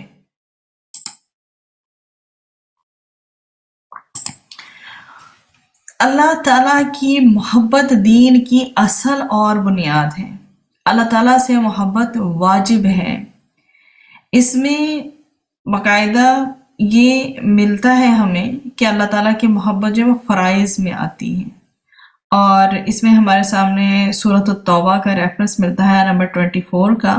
آپ کہہ دیں کہ اگر تمہارے باپ اور تمہارے بیٹے اور تمہارے بھائی اور تمہاری بیویاں اور تمہارا خاندان اور وہ اموال جو تم نے کمائے ہیں اور وہ تجارت جس کے مندہ پڑ جانے سے تم ڈرتے ہو، اور وہ گھر جنہیں تم پسند کرتے ہو، تمہیں اللہ تعالیٰ اور اس کے رسول اور اس کی راہ میں جہاد سے زیادہ محبوب ہے، تو انتظار کرو یہاں تک کہ اللہ تعالیٰ اپنا حکم لے آئے، اور اللہ تعالیٰ جو ہے وہ نافرمان لوگوں کو ہدایت نہیں دیتا۔ تو اس آیت میں بھی جو ہم پڑھ رہے ہیں، اللہ تعالیٰ اور اس کے رسول سے محبت نہ کرنے پر شدید وعید ہے، وارننگ سنائی گئی ہے، اور وعید جو ہوتی ہے نا فرض ترک کرنے پر ہوتی ہے۔ یہ اس بات کی دلیل ہے کہ یہ محبت فرض ہے، تو اللہ تعالیٰ کی محبت ایمان کی روح اور اعمال کی بنیاد ہے۔ اگر بندے میں یہ ایمانی کیفیت نہ ہو تو اس کی حیثیت اسی جسم کی سی ہے جو کہ بے جان ہو۔ تو محبت بیسیکلی دو طرح کی ہوتی ہے، ایک عام محبت، دوسری ہوتی ہے خاص محبت۔ عام محبت وہ ہے جو طبعی طور پر یا فزیکلی یا نیچرلی ہوتی ہے انسان کو، جیسے کھانے پینے سے ہے محبت، یا کسی سے رحم و کرم کی بنیاد پر ہے، ماں باپ کی اولاد سے محبت، یا میل جول اور انس کی وجہ سے محبت ہے، جو انسانوں کے آپس کے جو میل جول کی وجہ سے ان کے درمیان ہوتی ہے۔ یہ محبت شرک نہیں ہوتی، یہ محبت شرک نہیں ہے۔ دوسری قسم کی محبت صرف اللہ تعالیٰ کی ذات کے لیے خاص ہے۔ جب بھی بندہ اس قسم کی محبت کسی اور سے کرے گا تو اسے اللہ تعالیٰ کی ذات کے ساتھ شرک شمار کیا جائے گا۔ اسی محبت کا نام جو ہے عبودیت ہے، جس میں محبت کرنے والا محبوب کے سامنے ذلت و خواری، خشوع و خضوع اختیار کرتا ہے، محبوب کی تعظیم کرتا ہے، اس کی بھرپور اطاعت کرتا ہے اور اسے دوسروں پر ترجیح دیتا ہے۔ غیر اللہ سے اس قسم کی محبت روا رکھنے کا کسی صورت کوئی جواز نہیں ہے۔ تو بندے کی اللہ تعالیٰ سے محبت کی کیا علامات ہیں اور کیا نشانیاں ہیں؟ بندے کی اللہ تعالیٰ سے محبت کی جو علامت ہے نا، اس میں پہلی چیز یہ ہے کہ اس سے ملاقات کا وہ بے تابی سے، بے چینی سے خواہش مند ہوتا ہے۔ یہ پہلی ہے محبت کی نشانی یا دلیل۔ دوسری یہ ہے کہ اللہ تعالیٰ کے ساتھ خلوت مناجات کرتا ہے اور تلاوت میں سکون پاتا ہے۔ تیسری، صالح لوگوں سے محبت۔ چوتھی، اللہ تعالیٰ کی اطاعت پر صبر کرنا اور اس میں لذت محسوس کرنا۔ نمبر 5، جو مکروہ چیزیں بھی ہیں ان کو چھوڑ دینا، مکروہات پر صبر کرنا۔ نمبر 6، ذکر الہی کا عادی ہونا۔ نمبر 7، خلوت میں اللہ تعالیٰ کے خوف و خشیت سے رونا۔ جب انسان کبھی تنہا ہو تو اللہ تعالیٰ کا خوف اس پہ طاری ہو جائے تو خوف و خشیت کے مارے وہ روئے۔ اور نمبر 8، قرآن مجید سے محبت اور لگاؤ ہو اس کو۔ نمبر 9، نیک اعمال میں سستی پر اسے حسرت ہو اور پھر وہ ندامت کا اللہ سبحانہ وتعالیٰ کے سامنے اظہار بھی کرے۔ نمبر 10، اپنے اعمال کو اللہ تعالیٰ کی عظمت کے سامنے ہیٹ سمجھے کہ اللہ تعالیٰ اتنے عظیم ہے اور جو میرا عمل ہے وہ کس قدر چھوٹا ہے، اتنا فوکس نہیں ہے، اس کوالٹی کا نہیں ہے۔ اور نمبر 11، دوستی اور دشمنی کا معیار اللہ تعالیٰ ہی کے لیے ہونا۔ نمبر 12، مسلمانوں کے لیے اس کا دل سافٹ ہو اور کافروں کے لیے اس کا دل سافٹ نہ ہو۔ اور نمبر 13، شرعی احکامات کی وہ اتباع کرے۔ تو اب یہ سورسز بیسیکلی کون سی ہیں، وہ کون سے طریقے ہیں، وہ کون سے سورسز ہیں، وہ کون سے اسباب ہیں جو اللہ تعالیٰ کی محبت کا باعث بنتے ہیں۔ اور اب جو اللہ تعالیٰ کی محبت کا باعث بننے کے جو اسباب ہیں وہ بھی ہمارے پاس 7 ہیں۔ پیچھے جو میں نے آپ کو علامات اور نشانیاں بتائی ہیں وہ 13 تھی، اور یہ جو ہے 7 یہ اللہ تعالیٰ کی محبت کے اسباب ہیں۔ اللہ تعالیٰ کی اطاعت کرنا اور اس کی نافرمانی سے بچنا پہلا پوائنٹ ہے۔ پھر نمبر 2، فرائض کی ادائیگی کے بعد نوافل ادا کر کے اللہ تعالیٰ کا قرب حاصل کرنے کی کوشش کرنا۔ اور نمبر 3، اپنی زبان، دل اور ادا سے اللہ تعالیٰ کا کثرت سے ذکر کرنا۔ یہ نہ ہو کہ زبان سے تو ذکر جاری ہو لیکن باڈی پوسچر سے، دل سے فوکس نہ ہو انسان۔ مطلب آپ نے نماز شروع کی ہے، اللہ اکبر کہہ دیا، نماز شروع کر لیا آپ نے، اب اس سورہ کی تلاوت کرتے ہوئے، قرآن کا وہ پارٹ یا نماز کا وہ پارٹ تلاوت کرتے ہوئے، کیا آپ فلی فوکسڈ ہیں؟ کیا آپ اللہ سبحانہ و تعالیٰ جو کہ بادشاہوں کا بادشاہ ہے اس کے سامنے حاضر ہیں اور نماز ادا کر رہے ہیں؟ وہ آپ کو دیکھ رہا ہے. کیا یہ ہم یہ کیفیت طاری کرتے ہیں؟ اگر یہ کیفیت ہم طاری کریں تو ہماری جو باڈی لینگویج ہے وہ بالکل چینج ہو، ہمارا پوسچر چینج ہو، ہماری فوکس کا لیول ہی الگ ہو، ہماری نماز میں خشیت خشوع و خضوع ہمیں فیل ہو. تو زبان، دل اور اعضاء سب چیزوں کی ہم آہنگی ہو اللہ تعالیٰ کا کثرت سے ذکر کرتے ہوئے. نمبر 4، اللہ تعالیٰ کی جتنے بھی نام ہیں اور جتنی کریکٹرسٹکس ہیں ان پر غور و فکر کرنا. اور نمبر 5، اللہ تعالیٰ کی نعمتوں کا عبرت کے ارادے سے کیا کرنا؟ مشاہدہ کرنا. نمبر 6، اللہ تعالیٰ کے آسمان سے نزول کے موقع پر کیا کرنا؟ دعائیں کرنا، مناجات کرنا. اور نمبر 7، قرآن کریم کی تلاوت کرنا. اب جب اللہ تعالیٰ کی محبت ہمیں نصیب ہو جائے تو اس کے بینیفٹس ہیں کہ جنت میں داخلہ ہوگا اور جہنم سے دوری ہو جائے گی. اللہ تعالیٰ کی مخلوق اسے محبت کرتی ہے جو کہ اللہ تعالیٰ کو سب سے پہلے رکھتا ہے، اور انسانوں کی لعنت اور ملامت اور ان کے طعنوں سے حفاظت ہو جاتی ہے اس شخص کی جو واقعی میں اللہ سبحانہ و تعالیٰ کو سب سے آگے رکھتا ہے، وحدہ لا شریک مانتا ہے. یہ ہمارے اتنے پورشن کی تشریح ہو گئی الحمدللہ. اب یہ دیکھیے کہ وَلَوْ يَرَى الَّذِينَ سے لے کے شدید العذاب جو عذاب ہے وہاں تک کا جو ہے آپ کے سامنے بیان کرتی ہوں، اس کو غور سے دیکھ لیجئے.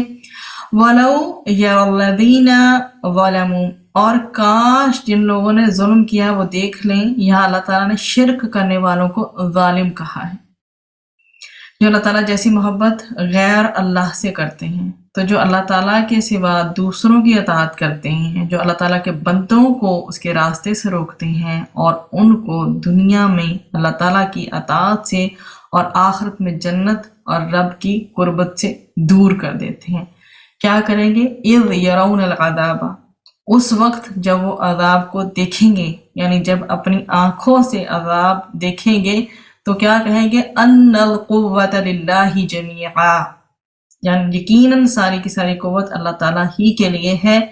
اس وقت یقینی طور پر سب کو معلوم ہو جائے گا کہ قوت اور قدرت کا مالک اللہ تعالیٰ ہے اور اللہ تعالیٰ کے ماں سوا کسی کی کوئی قوت اور طاقت نہیں ہے.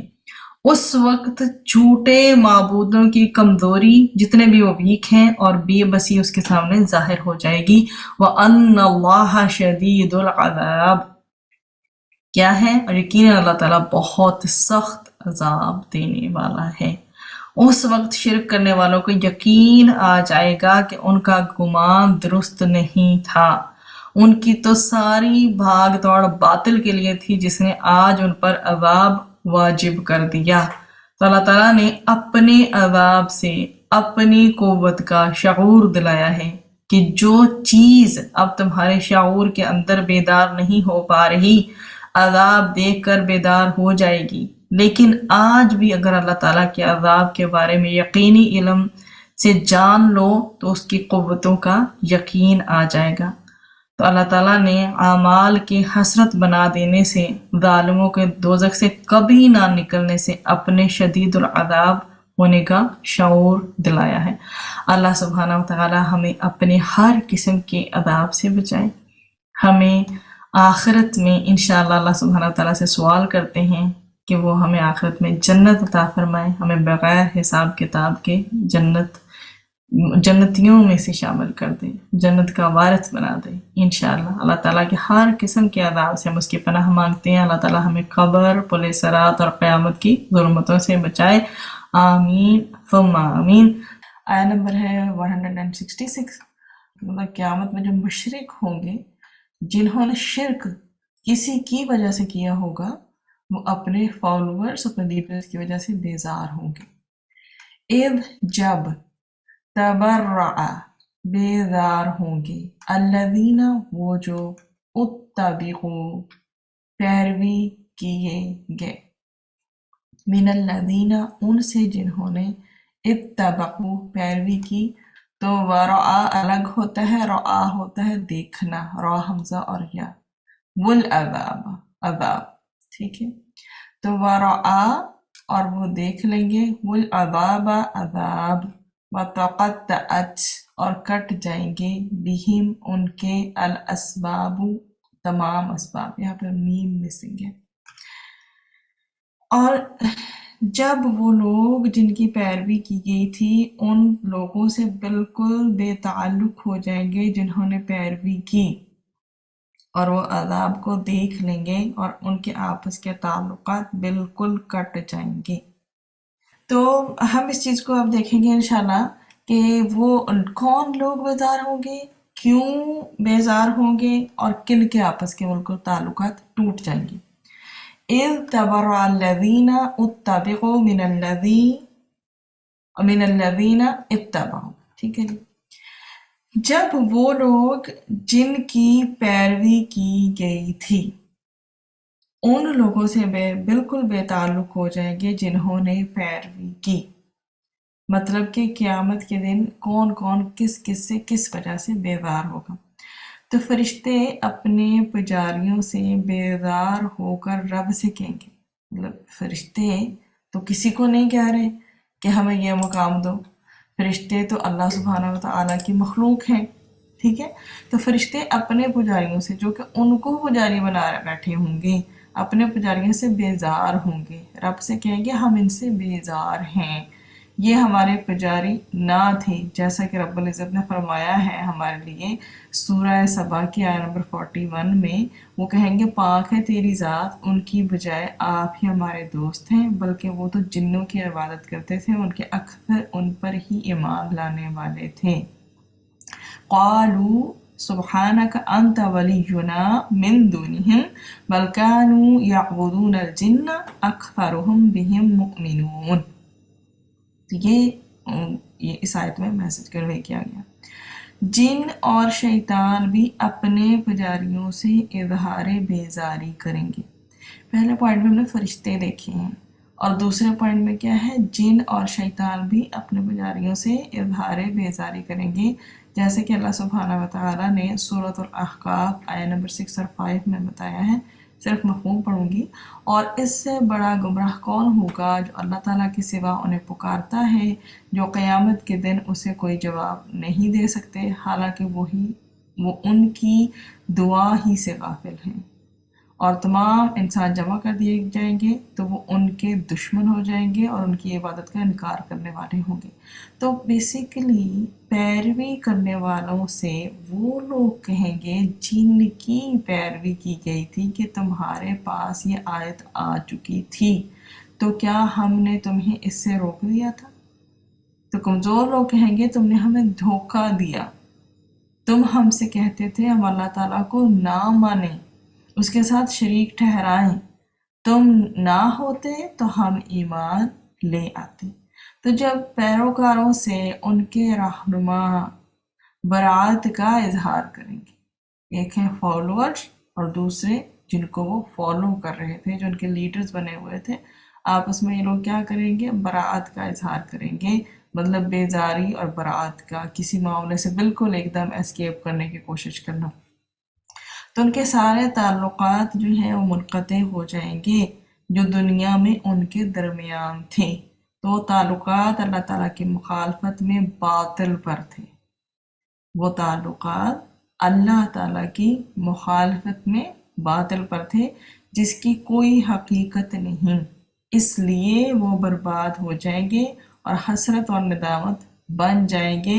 یہ اللہ تعالیٰ کے سوا دوسروں کی پیروی کرنے کا انجام ہے۔ پھر اس کے بعد ہمارے پاس دوسرا پورشن ہے وَرَعَوُا الْأَبَابَ وَتَقَطَّعَتْ بِهِمُ الْأَسْبَابُ، اور وہ دیکھ لیں گے کس چیز کو، عذاب کو، اور ان کے آپس کے کیا ہوگا، تعلقات ٹوٹ جائیں گے، کٹ جائیں گے، ختم ہو جائیں گے۔ تو اللہ تعالیٰ کے سوا دوسروں کی پیروی کرنے والے اپنی پیروی کرنے والوں سے اظہار بیزاری کریں گے، ٹھیک ہے جی۔ اللہ تعالیٰ کے سوا دوسروں کی پیروی کرنے والے جو اللہ کو چھوڑ کے دوسروں کی پیروی کر رہے ہیں، اپنی پیروی کرنے والوں سے اظہار بیزاری کریں گے، ان کے لیے عذاب مقدر ہو جائے گا۔ کہ اس آیت میں ہمارے پاس ایکچولی پوائنٹس نکلتے ہیں. اگر آپ 5 پوائنٹس کی فارم میں سمجھیں گے تو بہت اچھی چیز کلیئر ہو جائے گی. پہلا پوائنٹ یہ ہے کہ اللہ تعالیٰ کے سوا دوسروں کی پیروی کرنے والے اپنی پیروی کرنے والوں سے اظہار بیزاری کریں گے. پہلا اس میں سے یہ پوائنٹ ہے جو ہم اچھے سے دیکھ کے آگے ہیں اس سے لے کر اتباع. پھر دوسرا اور پھر ان کے جو اسباب وغیرہ کٹ جائیں گے، ان سب کو اکٹھا الیبوریٹ کر رہے ہیں. پھر دوسری بات اس میں سے یہ ہے کہ ان کے لیے عذاب مقدر ہو جائے گا. یہ دوسرا پوائنٹ کیا ہو جائے گا؟ وَرَعَاوُ الْعَذَابَ. تو یہ را ہمزہ یا سے ہے، یہ دیکھنا ہوتا ہے، اور وہ دیکھ لیں گے جب عذاب کو تو ان کے لیے پھر کیا ہوگا؟ عذاب مقدر ہو جائے گا. ان کے سب وسیلے ٹوٹ جائیں گے. ان کے سب وسیلے ٹوٹ جائیں گے. وہ ہمیشہ کے لیے جہنم میں داخل ہوں گے. یہ تیسرا پوائنٹ یہ ہے کہ ان کے سب وسیلے ٹوٹ جائیں گے. نمبر 4 یہ ہوگا کہ وہ ہمیشہ کے لیے جہنم میں داخل ہو جائیں گے. کیا اس سے بڑا کوئی خسارہ ہو سکتا ہے کہ ایک انسان نے زندگی اتنی کنفیوژن میں گزاری ہے کہ آخرت میں اس کے لیے صرف عذاب مقدر ہو گیا؟ تو اس لیے اللہ تعالیٰ کو جب جس نے بھی ماننا ہے وہ توکل سے مانے. تو بہرحال ہمارا 4تھ پوائنٹ یہ ہے کہ وہ ہمیشہ کے لیے جہنم میں داخل ہو جائیں گے. کیا اس سے بڑا کوئی خسارہ ہو سکتا ہے؟ اللہ سبحانہ و تعالیٰ ہمیں جہنم کی اتنے آہٹ سے بھی بچائے. آمین. نمبر 5 اس میں ہوگا یہ کہ ان کے جو آپس کے ریلیشن شپ ہیں، ٹھیک ہے جی، آپس کے ریلیشن شپ، باہمی تعلقات جو ہوتے ہیں، محبت، دوستی، رشتہ داری، جتنے بھی ان کے ریلیشن شپس ہیں، محبت ہو گئی، دوستیاں ہو گئی، رشتہ داریاں ہو گئی، سب ختم ہو جائیں گی، اور رہائی کے لیے ان کے سارے ہیلے بہانے ختم ہو جائیں گے. یہ تھا جی ہمارا آیا نمبر 166 کا جو مفہوم نکلتا تھا. اب ہم دیکھ لیتے ہیں آیا نمبر 167 کو، پھر اکٹھا دونوں کو میں سمرائز کرتا ہوں.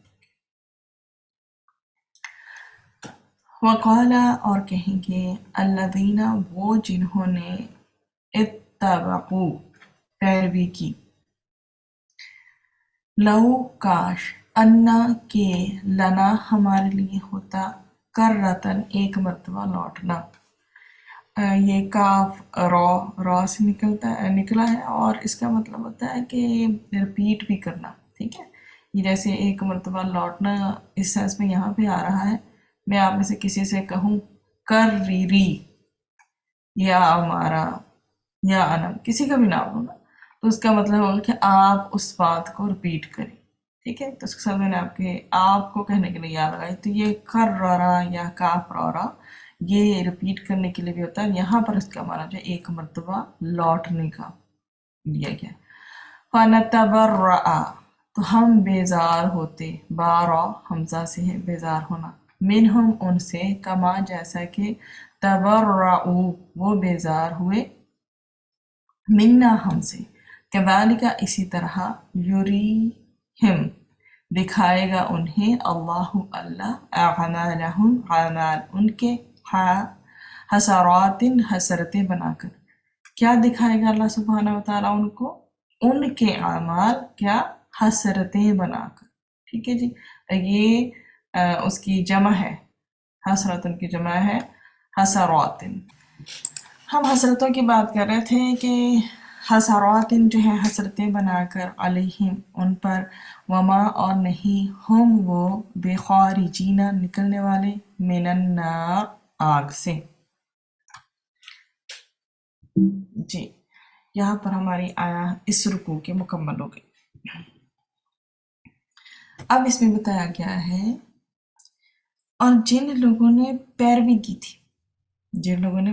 کی تھی، وہ کہیں گے کہ کاش، دیکھیں کاش کا اسلوب، لو ان لنا، کاش کہ ہمارے لیے ہوتا، کاش ہمارے لیے کیا ہوتا؟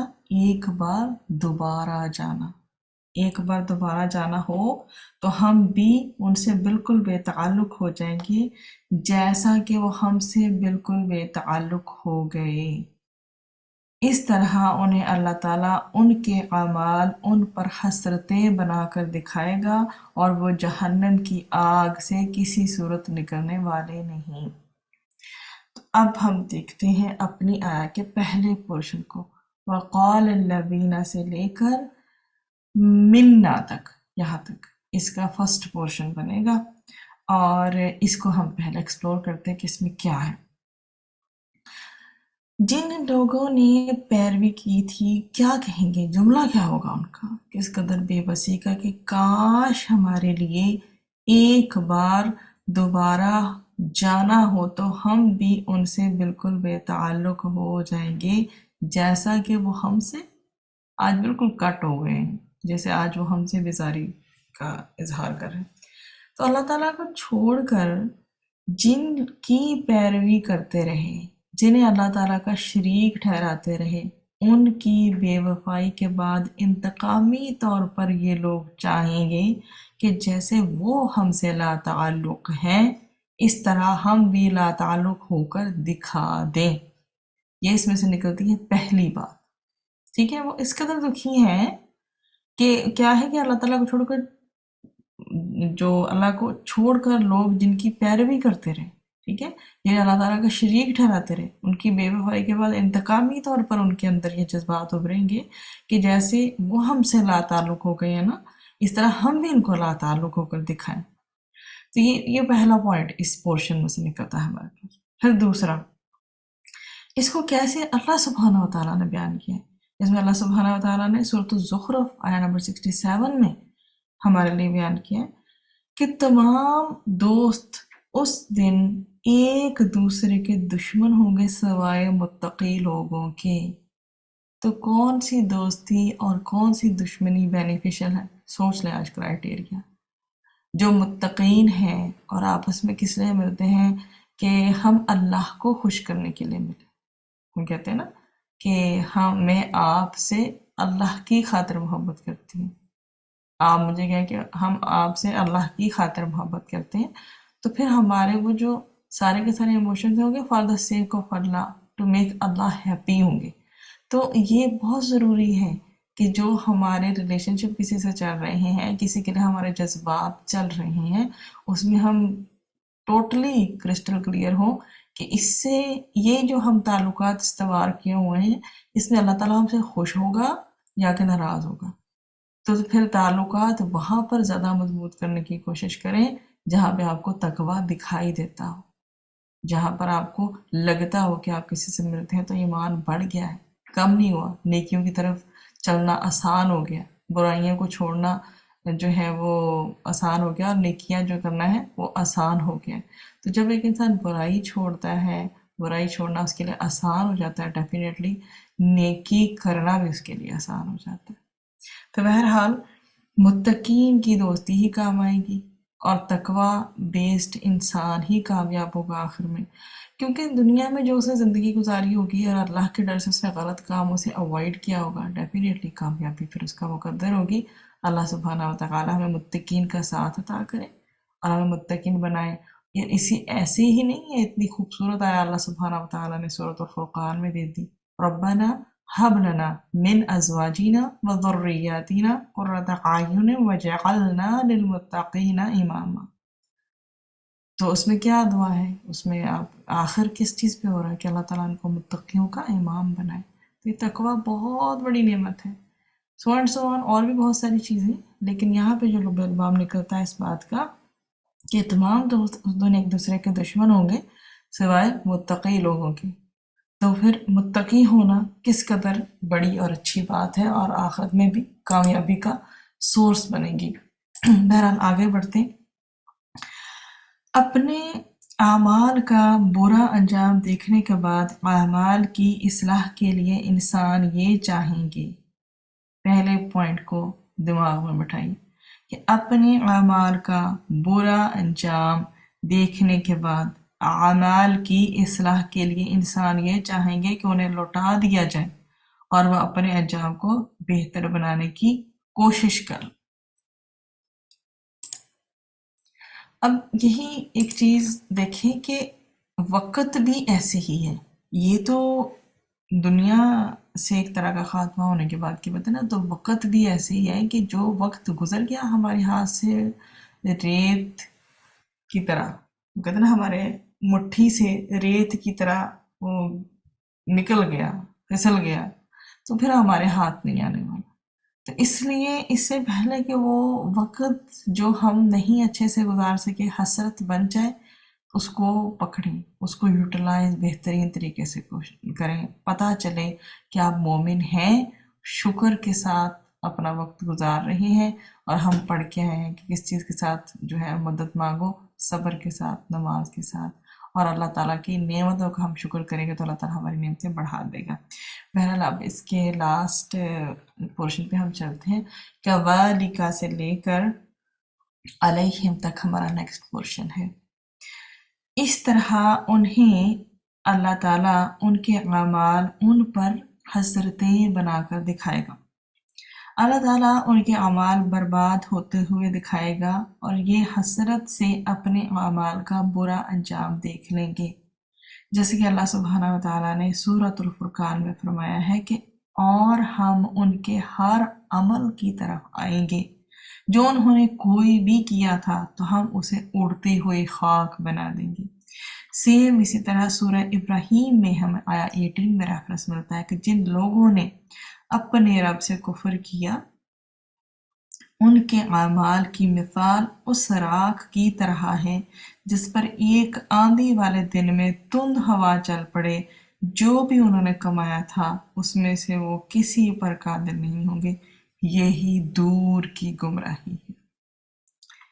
پھر ایسے ہی ہمیں جو ہے آگے مزید سورۃ النور آیا 39 میں بھی ریفرنس ملتا ہے کہ اور جن لوگوں نے کفر کیا ہے ان کے اعمال صحرا میں سراب جیسے ہیں، جس کو پیاسا پانی خیال کرتا ہے، حتیٰ کہ جب وہاں آیا تو اس نے اس کو کچھ بھی نہ پایا اور اپنے پاس اللہ تعالیٰ کو موجود پایا، پھر اللہ تعالیٰ نے اسے اس کا پورا حساب رکا دیا، اور اللہ تعالیٰ بہت جلد حساب لینے والا ہے۔ سیدنا انس بن مالک رضی اللہ عنہ سے روایت ہے کہ رسول اکرم صلی اللہ علیہ وآلہ وسلم نے فرمایا، قیامت کے دن کافر سے کہا جائے گا اگر تیرے لیے زمین پر سونا ہوتا تو کیا تو اسے عذاب سے بچنے کے لیے فدیہ کرتا؟ تو وہ کہے گا جی ہاں، تو اسے کہا جائے گا تجھ سے اس سے بھی آسان چیز کا مطالبہ کیا گیا تھا۔ صحیح مسلم کا ریفرنس ہے 7085۔